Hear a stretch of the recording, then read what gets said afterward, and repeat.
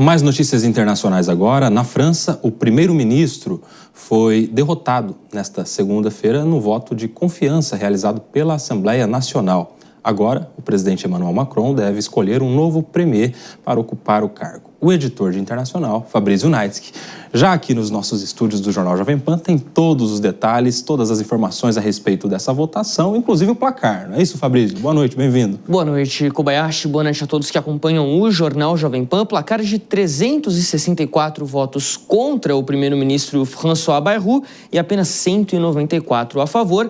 Conforme a gente já tinha antecipado no Jornal Jovem Pan do dia 26 de agosto, derrota do primeiro-ministro, mais um primeiro-ministro francês que cai no governo de Emmanuel Macron no segundo mandato. No primeiro não houve troca, mas no segundo mandato, sim.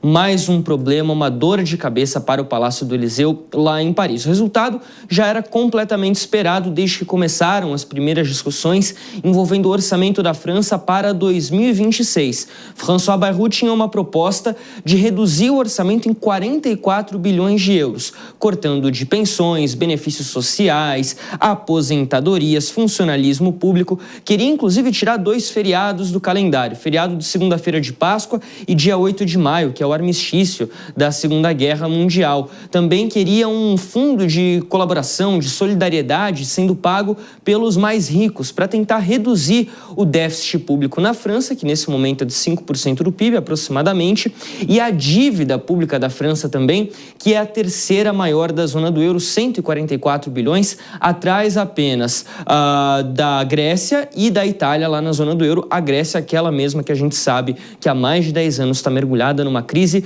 muito grave. Vamos dar uma olhadinha no histórico dos primeiros ministros franceses no governo de Emmanuel Macron, porque a situação é muito grave. Começa com Édouard Philippe, passa para Jean Castex. Aqui a gente entra no segundo mandato de Emmanuel Macron, Elisabeth Borne, que vem em maio de 2022. E de 2022 para cá, são 4, hein? Ela, Gabriel Attal, que ficou 2 anos no cargo, Michel Barnier, que ficou pouco mais de 3 meses, e agora François Bayrou. E aí, Emmanuel Macron confirmou que vai sim indicar um novo primeiro-ministro para ocupar o cargo lá na França.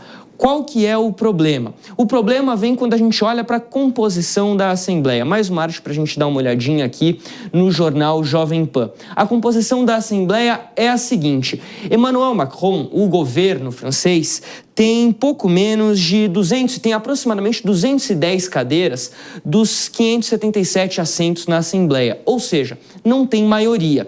O que acontece? O maior bloco aqui no parlamento francês hoje é o da esquerda, como a gente pode observar. Só que a esquerda tem aproximadamente 250, também não é maioria.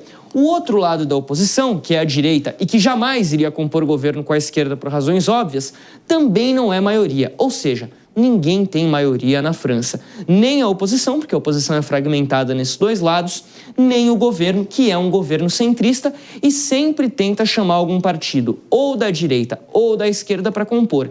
Geralmente, a esquerda não apoia. Desde que Macron entrou no poder em 2017, não teve apoio da esquerda. A direita, um pouquinho, do Partido Republicano, mas não o suficiente para dar uma maioria que salve o primeiro-ministro, que dê sustentação ao primeiro-ministro.